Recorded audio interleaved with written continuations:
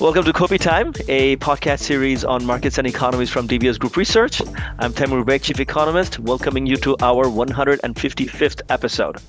Today, we are delighted to have with us David Skilling, Founding Director of Landfall Strategy Group. David is based out of Amsterdam, but as you will realize during the course of this conversation, his scope is global.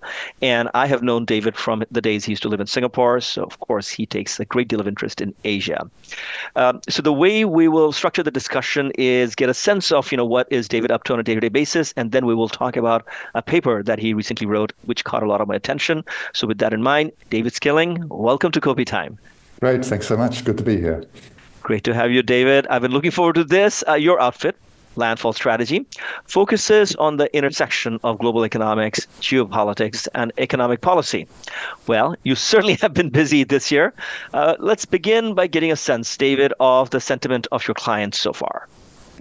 I think the overall sense is overwhelmed just by the fire hose, the torrent of developments. Directionally not super surprising. I mean, Mr. Trump did tariffs in his first term. He signaled tariffs again. So in a sense, some of what he's done is not hugely surprising. But I think the magnitude, the scale, the reach, the tone, the aggression has taken people by surprise. And certainly for those who thought that Trump 1 would be a good guide for Trump 2, which wasn't me, but for some who kind of thought that you could calibrate against what we saw several years ago, I think they have been taken by surprise. Mr. Trump in his second term, a much more disruptive, much more consequential agenda, tariffs to the start, but I think there's a sense that actually this is going much further than tariffs to capital flows, exchange rates, geopolitics. I think, one is just sort of surprise. The second, I think, is, as you mentioned, I work with clients around the world. I think in Europe there is a sense of, real pessimism. A sense that the sky is falling in or the ground is moving beneath their feet in terms of both on geopolitics, on economics. The US is not what they thought that it was, and a real sense that the rules of the game are being fundamentally rewritten in a way that's not positive, that carries real risk. But when I talk to folk in the Middle East, in Asia, I mean, yes, that's all true. Singapore, Southeast Asia, for example, are exposed to tariffs and the trade wars and so on. But there's also a sense of the world is tilting in their direction, right? There are clouds to be sure, but there are some silver linings. There are some opportunities as well. So I think, there is a mixed view depending on geography. Europe quite depressed, quite concerned. Asia, the Middle East, I think, a bit less so. David, why isn't there a sense of this too shall pass? I mean, there was Trump 1.0, but there will be Trump 2.0, and at some point Trump will be gone. Why is there so much pessimism, and why is the sentiment that this is structural, not just U.S. political cycle? So I think two things, at least. Firstly, is that this is Mr. Trump's second go. During Trump 1, there's a sense, okay, it's 4 years, it's bad, we'll manage it through, and then in 4 years we can kind of return to some sense of normality. But the mere fact that Mr. Trump has now been elected twice, and obviously more recently on a fairly aggressive kind of agenda, says that actually there is something structural. This is not going to go away. It's not simply a matter of waiting this out for 4 years and hoping for a better outcome in the next election. And obviously just the speed with which Mr. Trump is moving to kind of rewrite the rules, be it the trade rules, be it the geopolitical or security guarantees, be it Ukraine, East Asia and the like. I think there is a sense that actually there is a lot that is changing and Mr. Trump can actually do quite a lot. But secondly and relatedly, you can draw a fairly coherent line in US policy between Trump 1, the Biden administration, and now Trump 2. Different in character, to be sure, in rhetoric.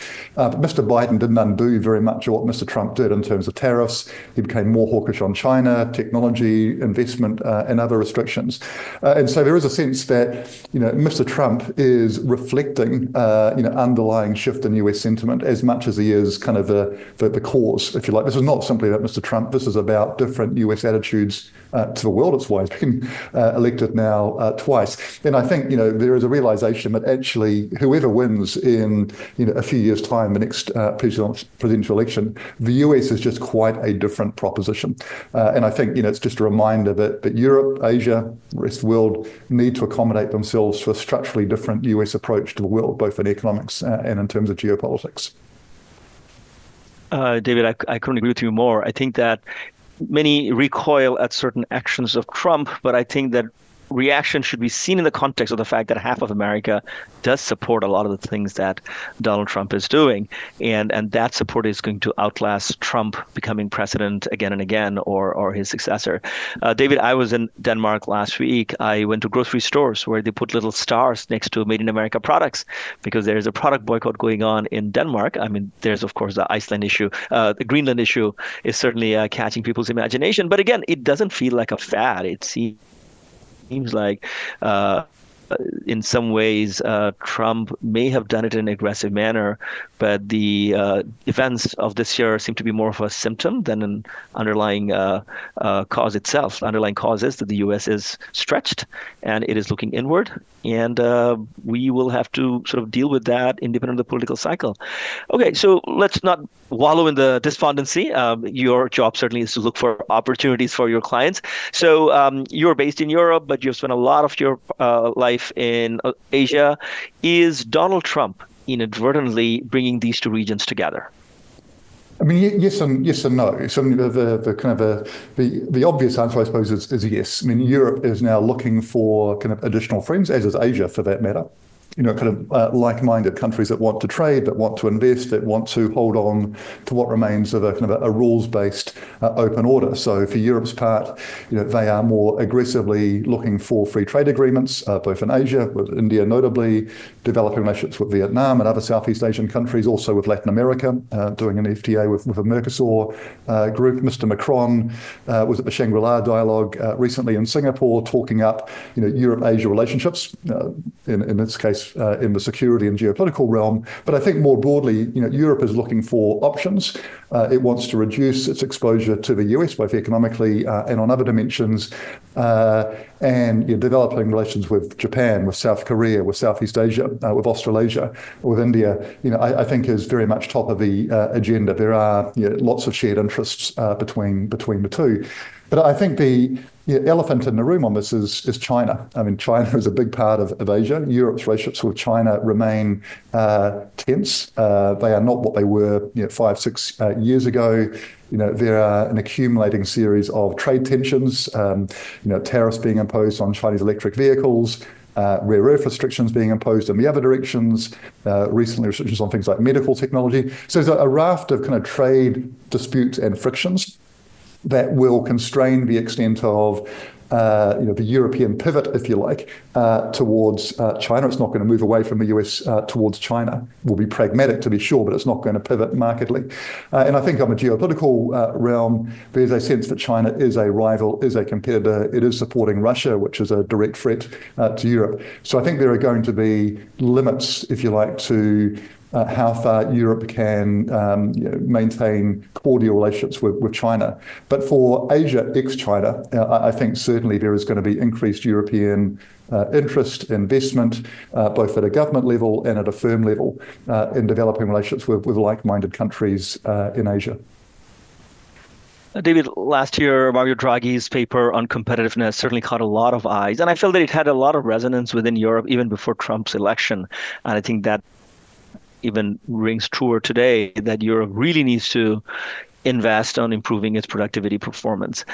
Do you think that there is a sense that the fact that China is going through a bit of a tech surge, all sorts of new technologies of the future are coming out of China, that there is a degree of symbiosis that could happen in an amiable world without the U.S. meddling too much into the China-Europe relationship, where Europe can both provide as well as benefit from Chinese technology?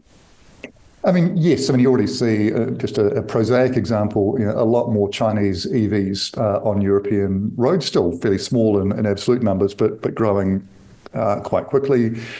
China obviously is fundamentally important to the green transition in Europe, provider of cheap solar panels and batteries and parts of wind turbines and the like. So yeah, I mean, there is complementarity between what China offers, what Europe needs. The challenge from a European perspective is that China has progressively eroded the market share, the competitive edge of lots of European industries. Obviously, the auto industry, Europe 10, 15 years back had a very strong solar industry that's pretty much been decimated by China. So yes, you can at one level see strong sort of complementarities between the two economies. And in both directions, Europe has a lot that China still wants also.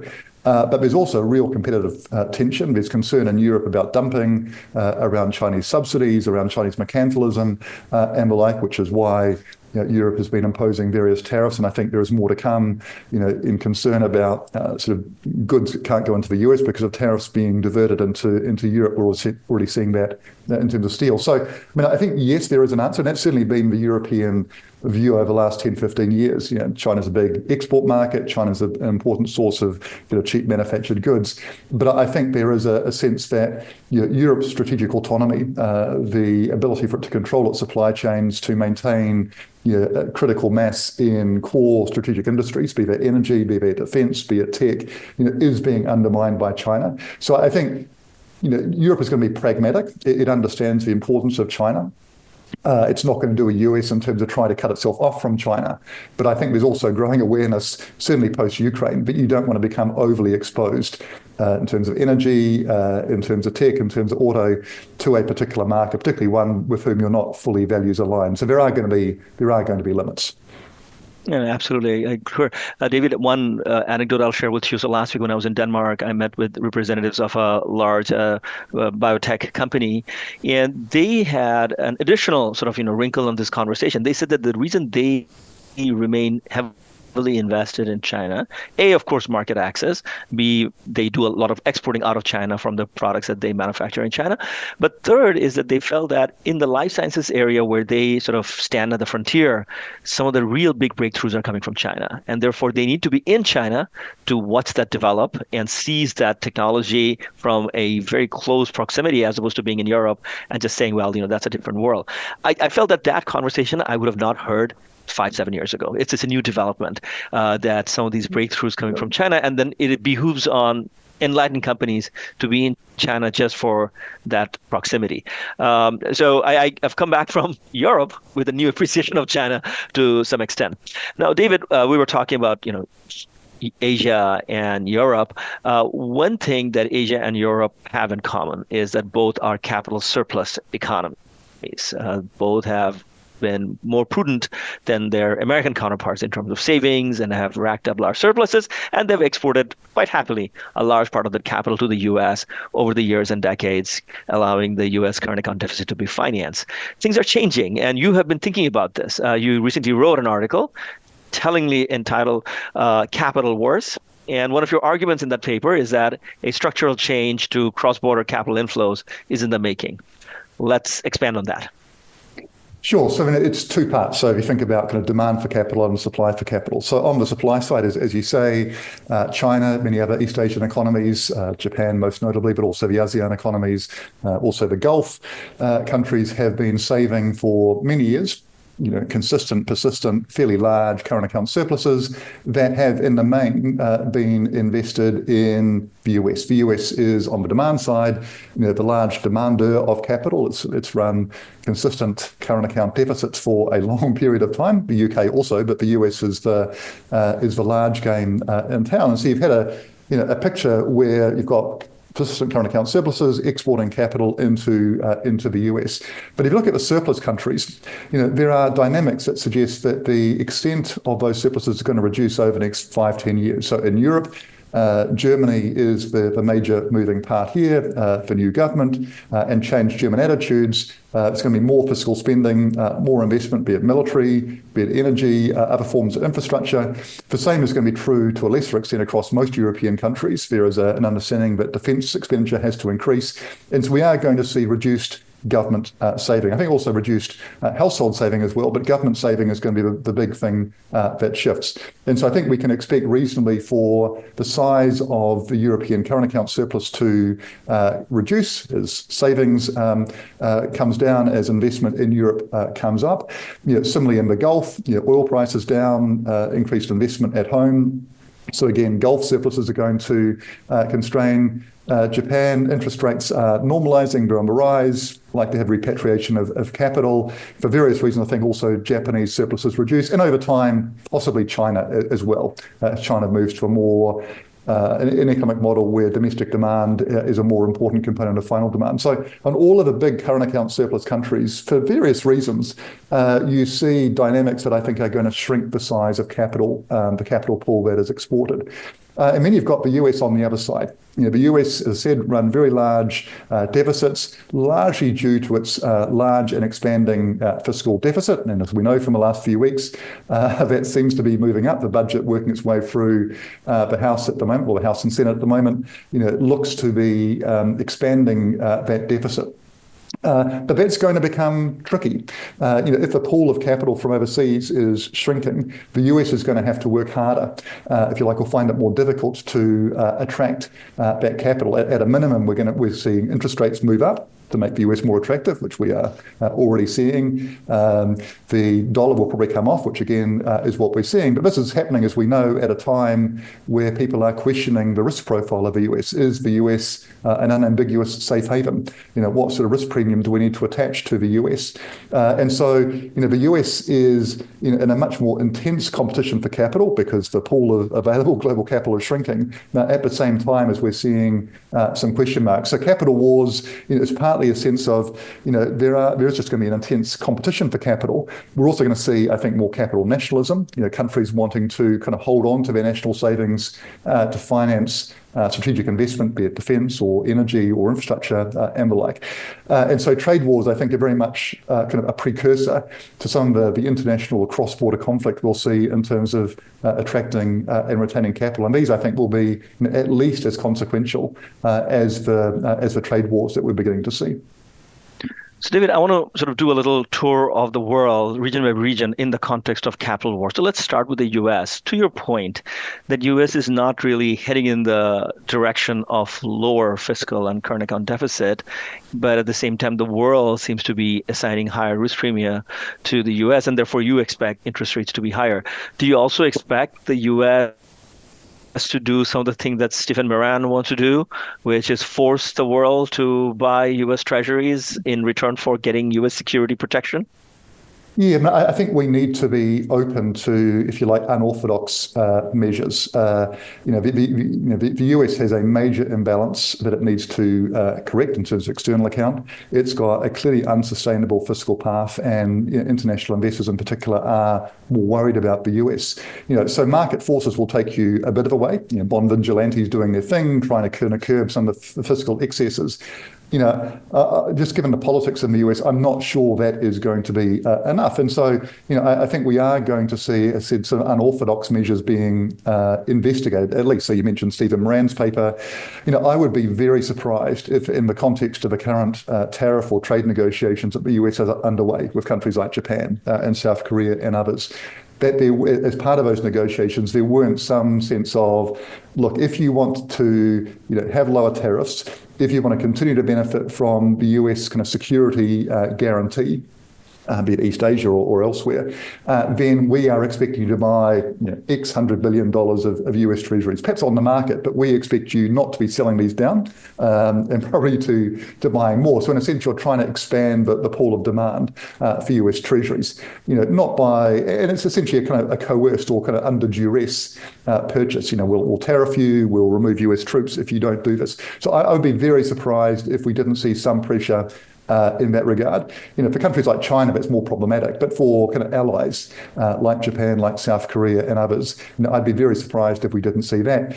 And then one step further than that, beyond this kind of international government-to-government negotiation, if that's not sufficient to do the trick in terms of raising demand for US treasuries, I think that issues around financial repression, requiring commercial banks or households or the Fed to buy more government debt issuance, the type of thing we haven't really seen at scale for many decades, I think are on the table. So this is, just the fiscal math, is very difficult to resolve unless you begin to contemplate some of these other measures. I mean, ideally, markets and fiscal discipline in the Congress would be enough. I'm not sure that it is. And so I think, bracing ourselves for some more unorthodox measures, those sort of things are not off the table. I mean, okay, so in terms of domestic policies, you make it sound like the US is about to become like India in the 1980s and 90s. But let me stay on the external side for a moment. David, the U.S. has tried this before. Plaza Accord in the 80s, they sort of coerced both Japan and Germany to appreciate the Japanese yen and the Deutsche Mark. And Japan's had all sorts of voluntary restraint on exports. They nudged Toyota Honda to move to the US to increase their manufacturing. All of that happened. I really didn't see any, at least I don't see in the data, was there a market improvement in US fiscal balances till Clinton came in years later and went for fiscal consolidation. So, and the upshot of all that was that Japan entered a massive bubble, and which had a ruinous impact on its economy for the subsequent decades. So yes, the Japanese are allies of the US, and yes, they do rely a lot on US security umbrella. Would they sing the same song in response to U.S. pressure this time as they did in the 1980s? Well, in Japan and many other East Asian economies who know the Japanese experience well, I think are reluctant. So, I think for most countries, both in Asia, both for economic and for security reasons, they want to avoid a rupture with the US. They're prepared to kind of accommodate some pain, some asks, be it owning US treasuries, allowing for some appreciation of their exchange rates, whatever it is, if that's the price that needs to be paid for maintaining some kind of baseline level of relationship with the US. But there comes a point at which the ask just becomes too much. And obviously the ask is more difficult again with China. But for allies, there'll be some things I'll go along with, but in terms of anything approaching kind of Plaza Accord style kind of recalibration, I find that very difficult to see. That said, I think there is a reasonable case for, kind of, if you like, a fairly broad appreciation of many East Asian currencies. I mean, current account surpluses are persistently large. There is a reasonable argument that there is some grounds for appreciation of those currencies. The issue is how you do that. Do you do it at the sort of at gunpoint, so to speak? How does that process happen? So I think there are going to be some moving parts in terms of sort of ownership of treasuries, exchange rates, but I think there is going to be real nervousness about going too far too fast, and also an awareness again from the Plaza experience that any time these things start to move, you are likely to get overshooting. It's likely to go much further than you want it to. So I think there's going to be a good deal of caution. Right. I think that if somehow this becomes policy and it becomes a one-way bet, I think the risk is substantial for Asian markets to have overshooting asset bubbles and so on. And I think the Asian authorities would be very keen on preventing that. I think they can probably agree to not intervening on the exchange rate if there's a lot of inflows, but for them to sort of actively sell dollars to weaken the dollar and appreciate the currency, I would think that would be a bridge too far. But countries like Korea, Japan have shown a proclivity to really, really want to be in the U.S. umbrella. Maybe they'll do more things than I think they would. Look, even in Southeast Asia, look at the example of Vietnam. Once the reciprocal tariffs were announced, there was no question of Vietnam being part of the ASEAN bloc. They ran to Washington to do a trade deal. They were disappointed. It didn't work out. But I can see that a lot of countries are basically looking after themselves. Now, in the case of Europe, David, there's the European Union. The region should be speaking in one voice against or vis-a-vis the U.S. Is that the case? For the most part, yes. And I think you see real frustration coming out of Washington that the Europeans are hard to deal with, but the Europeans are purposefully hard to deal with. That's their thing. You've got a bunch of, for the most part, small countries coming together, realizing they have much more leverage if they negotiate as one. So yes, different parts of Europe will have different interests, and some, like Italy, for example, have communicated, look, we'd like to do a deal with the US. We would like to kind of avoid tariffs. Whereas you've got some other more hawkish countries that say, like France, for example, that say, no. But I think, attempts to play divide and conquer in Europe and kind of try and engineer cleavages in negotiating position with the US have not been successful so far, nor do I think they will be successful. I think, Europeans know that if they start getting kind of peeled off from each other, then they will get run over by Washington. The same has been true for China. I mean, China has been trying to play divide and conquer across Europe with a measure of success, but not really. Europe has really hung together reasonably well. I think that will continue. But that said, that creates tension and conflict because Mr. Trump wants easy wins. He wants to do deals like he did with the UK, which is literally a few sheets of paper, some kind of provisional deals. That's not going to happen with the EU because it's very rules-based. You've got to get clearance among all 27 members. It's just by design, a much slower process. And so, I think Mr. Trump is going to find Europe quite difficult to negotiate with. He's not going to get easy deals. He can't just declare victory and walk away. So, I think there are going to be ongoing trade frictions between the US and the EU for the duration of the Trump term, at least. At least 10% tariffs, which is a floor, but possibly higher for some goods. He's threatened 50%, obviously, which I think is unlikely. But this is not going to be an easy fix. And that's, as I said, by design. Europe is holding together, and I think that will persist. You incidentally mentioned the UK, so let me ask you a couple of questions on the UK. First of all, those few sheets of paper on the trade agreement, do you find that the UK-US agreement a substantive one? No. I mean, I think just the way that it was done. Mr. Trump literally calling up Mr. Starmer while he was watching a football game to say, "Look, this is the deal." I mean, the UK, wants to maintain tariff-free access or minimal tariff-free access. It wants to kind of prove that it can do deals with Mr. Trump. It works for the UK government domestically to be able to establish that. And so what do you say? No, but there's no enforceability. There's a lot of vagueness. They're still trying to hammer out the details. Now, that's going to take them months, if not longer, to do that. The UK has already been negatively surprised in terms of the steel and aluminium tariffs. It actually didn't provide much protection. So I don't, as with many of Mr. Trump's deals, they look good as a press release, but once you kind of get into the detail, there's actually not much there. And I think that's the case for the UK as well. So for a time, the UK could say, look, we're doing better than the EU. We've got better access to the US because we're outside the EU machinery in our kind of post-Brexit incarnation. But I actually don't think that it's bought the UK. It hasn't actually bought the UK very much. I don't think the UK is in a much better position, to be honest, than is the case with the EU. The one thing that the UK does have is the royal family. Mr. Trump likes the royal family. That does sound silly, but it does buy them. It does buy them something. And I think US-UK relationships will remain more cordial on the surface. Mr. Starmer will get a better hearing in the Oval Office than Ms. von der Leyen, for example. But concretely, I'm not sure that it buys the UK that much. I remember when Prime Minister Starmer went for his first visit to see Donald Trump. The first thing he said was that he had a letter with him from King Charles inviting him to the White House, and you could see in the body language of Trump he was very pleased with that letter. But what about UK, Europe? UK, it's been like 9 years now, walked away with Brexit. Clearly a lot of, remorse on many parts of UK society from that. Expectation is the Labour government would normalize some of these damage done through the Brexit process vis-a-vis Europe. What's your sense? It's going to be very, very gradual. I mean, all of the polls in the UK say that most people will regret Brexit. They think it was a mistake. But the government just doesn't want to open Brexit as a political issue.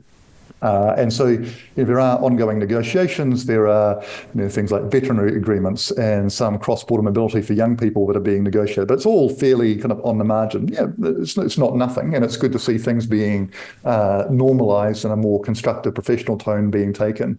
But there's no kind of at scale or material kind of improvement in relationships. And so you see in the trade numbers between the UK and the EU, the growth in trade is not what you'd expect. So it's still a drag on the UK economy. There's going to be some improvement, but it's not going to go anywhere close to kind of unwinding Brexit, at least not for the next decade or so. It's just, despite the regret, it's not a political issue. No one wants to expend political capital on it because you think that you'll just get hammered. And the EU, for its most part, regrets it, to be sure, but it's got so many other issues to worry about, be it Ukraine, be it Mr. Trump, be it China. The UK, sure, it's on the list, but it's not a high priority issue. So I think we'll see kind of ongoing marginal improvements in relationship. Defence is one issue, obviously, where the UK and not the EU per se, but kind of Europe more broadly, are going to cooperate because the Europeans need the UK. So there are kind of openings. It is more constructive, but from an economic perspective, I wouldn't imagine there's going to be enormous upside in terms of improving the relationship. You mentioned earlier in the context of the US about its deficit, but you also had touched upon at that point, the UK is also a current account deficit economy. So let's go back to that context of capital wars. Who funds UK going forward? How will they make their economy attractive and draw in capital? Well, as Mr. Carney said when he was at the Bank of England, the UK is reliant on the kindness of strangers. It's run a persistent current account deficit for a long time. Its government debt is circa 100% of GDP. And ever since Liz Truss's, infamous budget in 2022, the UK has paid, an additional risk premium on its borrowing. People just don't give the UK the benefit of the doubt to the same extent. And so the UK is between a rock and a hard place. Structurally low growth rates. The government was hoping that it could grow its way out of a fiscal constraint, but there's no evident sign of that at the moment. It's got all sorts of investment needs, energy, infrastructure, transport, defence, that it needs to fund. But the borrowing space for the UK is very, very limited. If you're in the eurozone, you've got the ECB as a kind of as a backstop. There is an extent to which you can you can borrow to invest, because the ECB is kind of there as a bit of a backstop. As an independent country, the UK does not have that, and so. Miss Reeves, the Chancellor, is very constrained in terms of what she can do public spending-wise. Markets are watching her like a hawk, and they are attaching a risk premium. So the UK is in a very difficult position. It's not growing. It's got limited fiscal space. It's got huge investment needs. You need to attract private capital. But there are many other parts, including continental Europe, that also have massive demands of that private capital. It is a more competitive world. The UK needs to be much, much better, I think, at providing a very strong value proposition. Come to the UK, in addition to rule of law, we've got high returning opportunities, and they haven't done that as much as you would as much as you would like. So the UK, I think, is still in fairly significant structural difficulty, both economic and also in terms of attracting capital. If I were in a position of power in the UK, I would go all in on Asia and the Middle East. I think Middle East particularly, they have no shortage of surplus capital. Some of it goes into funding football teams in the UK, but I think that they can do more for that, and certainly with respect to whether it's a green transition or other tech, I think Asia would be great. Okay, so speaking of Asia, let's bring this conversation back to Asia and its need for capital and where it manages China on one side and US on the other side. And somewhere in there is also Europe. Yeah, so I think, Asia, speaking very broadly, is a capital exporter. It has savings that it can deploy, be it Japan or China. So a lot of this is around kind of policy framework, policy structure, notably in China, but also elsewhere. The extent to which you pivot your growth model towards kind of domestic demand, domestic investment, supporting private consumption and the like. I think one thing that we are going to see as a consequence of the second Trump administration policies and the frictions on accessing the US market, is a more pronounced rotation towards kind of intra-Asia trade, investment and the like. Now, obviously that's not new, but I think it's going to be accelerated. And so I think we can reasonably expect increased investment opportunities across ASEAN.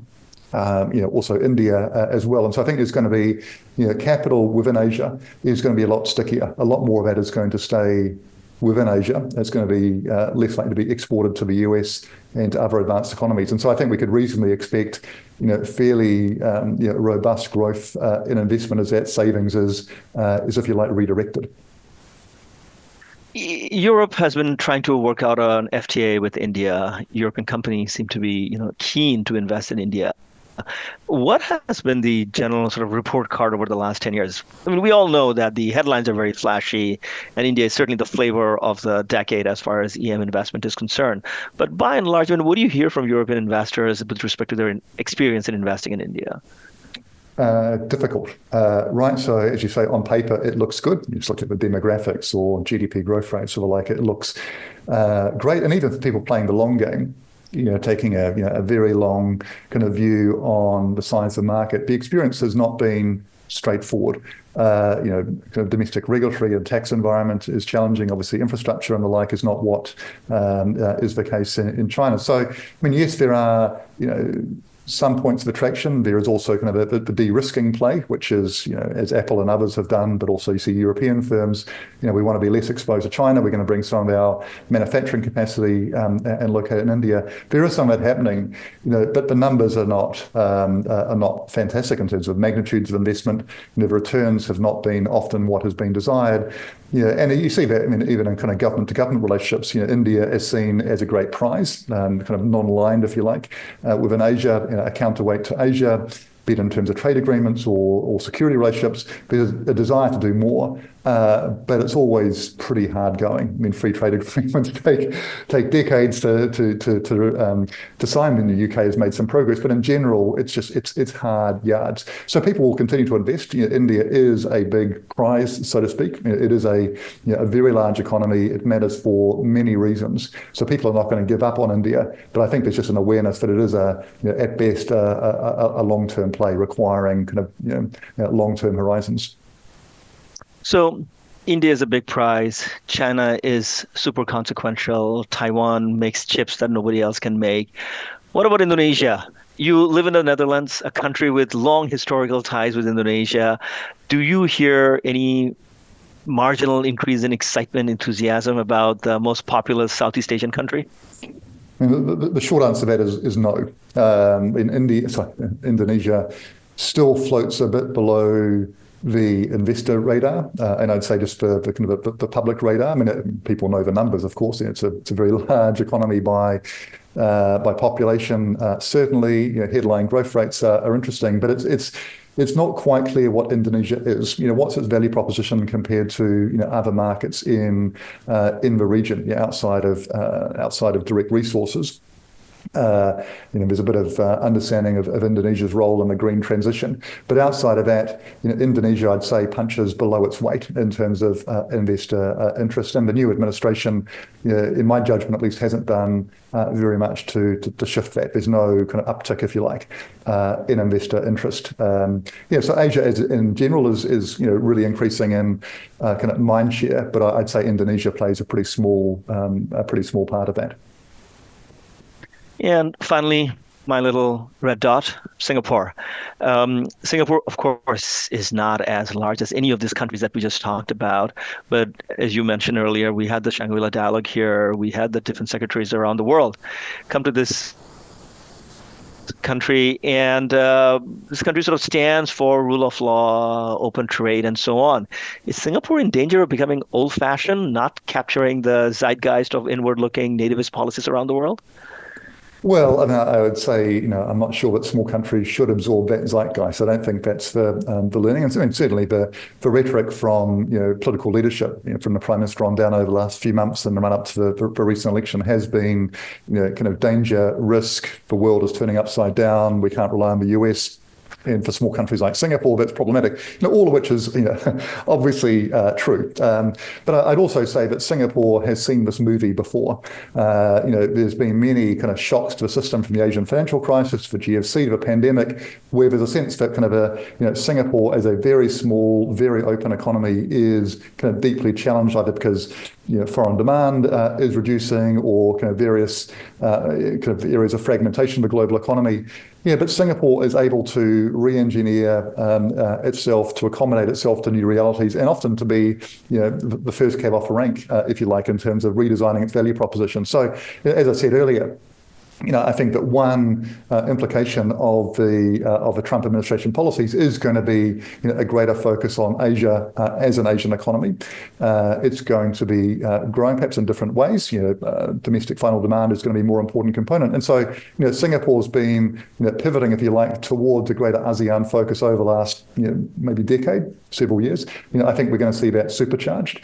Singapore has strengths in AI, in tech that are increasingly important and dominant. So, I think that Singapore, shouldn't look around the world and saying fragmentation, friction, inward looking, and replicate that playbook. I mean, I think the Singapore playbook, which is, yes, open, but intelligently open, positioning itself for new growth opportunities, new growth markets, figuring out where those opportunities are in overseas markets, will serve it well. And so, my money remains very much on Singapore. I think it's going to be one of the better performing ASEAN economies, into the indefinite future, because it is able to re-engineer itself. So yes, frictions and risks, to be sure, but Singapore has proved, repeatedly over time, that it can adjust in a fairly flexible, agile way, and I expect it will do the same again.